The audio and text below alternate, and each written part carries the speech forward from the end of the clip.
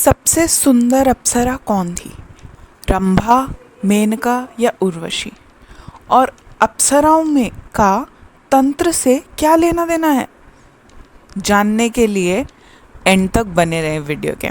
Hi everyone, this is शक्ति काथ्यन और आज हम बात कर रहे हैं अप्सराओं की। The myth of nymphs and the importance of their roles in the wider Hindu literature and their individual representation of women.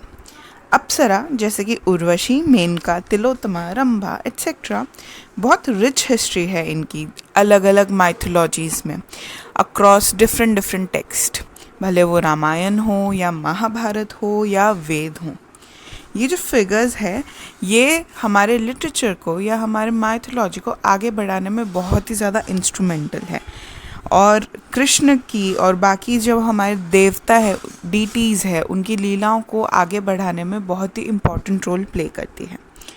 For me they are the spies agents roll into the pretty package of the seductress Apsara, too powerful for us mere mortal. No, let's start from the beginning. Apsara कौन थी? उन्हें क्या motivate करता था? Apsara are the celestial nymphs in Hindu mythology.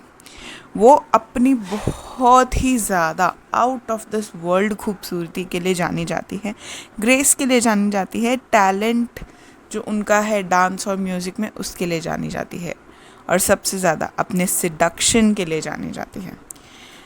वो इंद्र के court में रहती है और बहुत बार अर्थ पे भेजी जाती है या तो राक्षसों को डिस्ट्रैक्ट करने के लिए या ऋषि मुनियों की तपस्या को टेस्ट करने के लिए। In one of the mythology कहते हैं कि वो समुद्र मंथन में आई है और जब मंथन हो रहा था तब क्षीर सागर से निकली थी।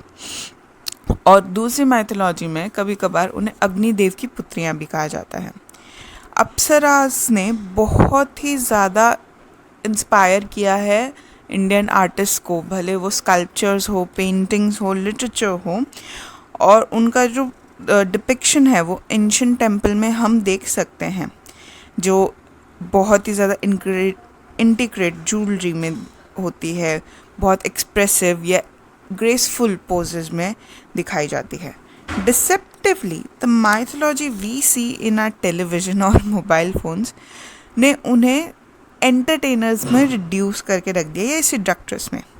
लेकिन कोशिता की उपनिषद में ये मेंशन है कि अप्सरा जो थी वो ऐसी डिवाइन थी जो या तो मेडिसिन या एरोमेटिक्स या गार्लैंड्स इन सबसे ज़्यादा एसोसिएट की जाती थी। एंशिएंट मणिपुर कल्चर में मैत्री पीपल के जो लोग हैं जो नॉर्थ ईस्टर्न इंडिया में रहते हैं, अप्सराज वो सेलेस्टियल निम्फ्स है या हेलोइस भी कहा जाता है उन्हें, जो उड़ती हुई एक फीमेल ह्यूमन के फॉर्म में होती है, जो खोए हुए मेल्स या नाइट्स जो होते हैं उनको अट्रैक्ट करती है या लर आउट करती है। They are associated with beauty, glamour, magical powers and enchanting supernatural attraction. ऐसा बोलते हैं हमेशा वो साथ होती है और वो स्काई गॉड की डॉटर होती है। According to Bhagavata Purana, many apsaras are also known to be daughters of the sage Kashyap and one of his wife Aristha.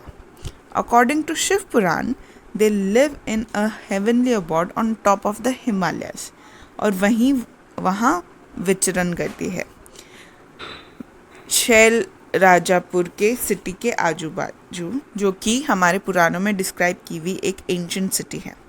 They are often guiding lights और टेस्ट जो राइटियस वर्शिप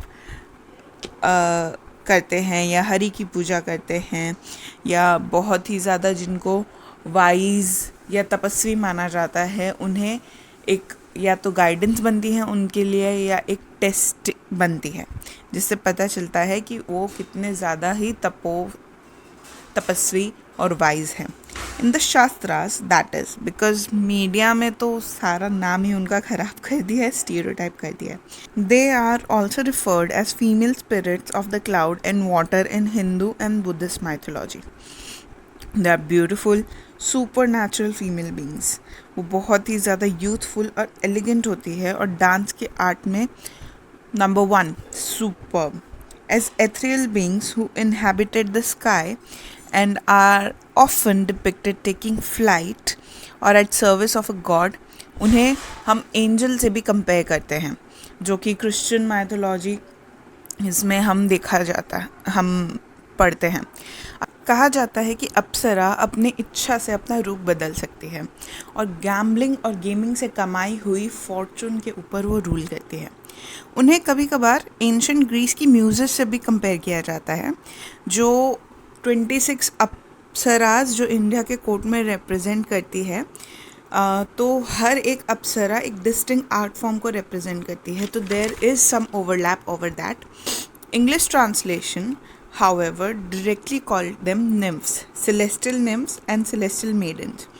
बट मुझे ऐसा लगता है कि जो निम्स है वो अप्सरा की बजाय यक्षिका या जो योगिनी होती है उनसे ज़्यादा क्लोज है, जो कि फीमेल स्पिरिट होती है वो स्पेसिफिक पर्पसेस के लिए।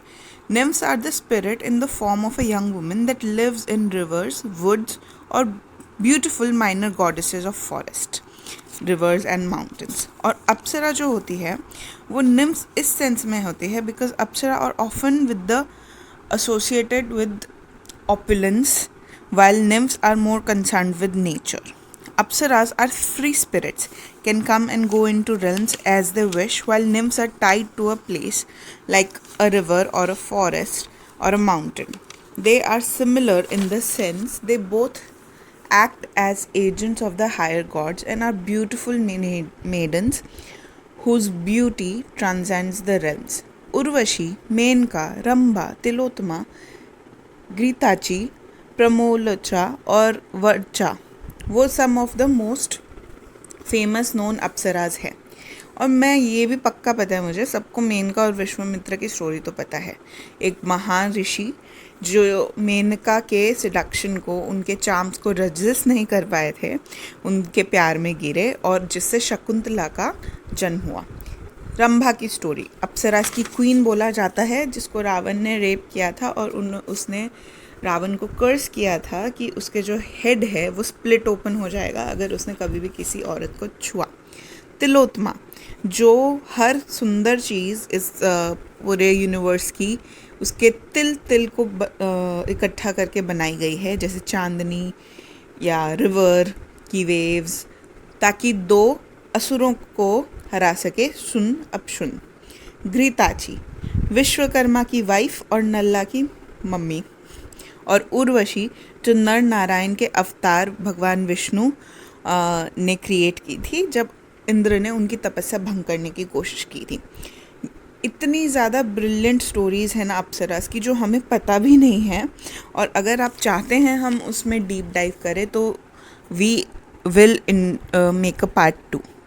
अब इन सब के जो स्कल्पचर्स है वो बहुत ही ज़्यादा सुंदर खजुराहो टेम्पल्स और अदर जो एंशंट हिंदू टेम्पल्स हैं वहाँ पे आपको मिल सकते हैं। ऐसे तो अप्सरा की कोई वैसे पूजा नहीं होती, लेकिन तंत्र जो कि तंत्र विद्या है उसमें अप्सरा बहुत क्लोजली एसोसिएटेड है। जैसे जिसे अप्सरा साधना कहा जाता है, जिससे आप जो मटेरियल गेन्स है उसके लिए कर सकते हैं। बट मेरी एडवाइस है, प्लीज़ एक रियल गुरु को ढूंढें, जो कि नेक्स्ट इम्पॉसिबल है इस करंट टाइम में, उसके बाद ही ये अटेम्प्ट करें, बिकॉज तंत्र ऐसी चीज़ें नहीं हैं जो आप खुद कर सकते हैं। और मैं ये बिल्कुल भी रेकमेंड नहीं करूँगी कि अपने आप कुछ करें, बिकॉज दी सेलेस्टियल बींग्स जो होते हैं ना वो भगवान की तरह नहीं होते। They are very easy to anger, और अगर थोड़ा भी इधर उधर होता है उनकी तपस्या में, उनकी साधना में, तो वो उनका बहुत ही ज़्यादा रिवर्स इफ़ेक्ट हो सकता है। So please do not attempt it on your own. Now, who is your favourite Apsara? Please share with us if you have hidden gems about these heavenly beings, and please like and comment and subscribe. Let us know if you want a part 2.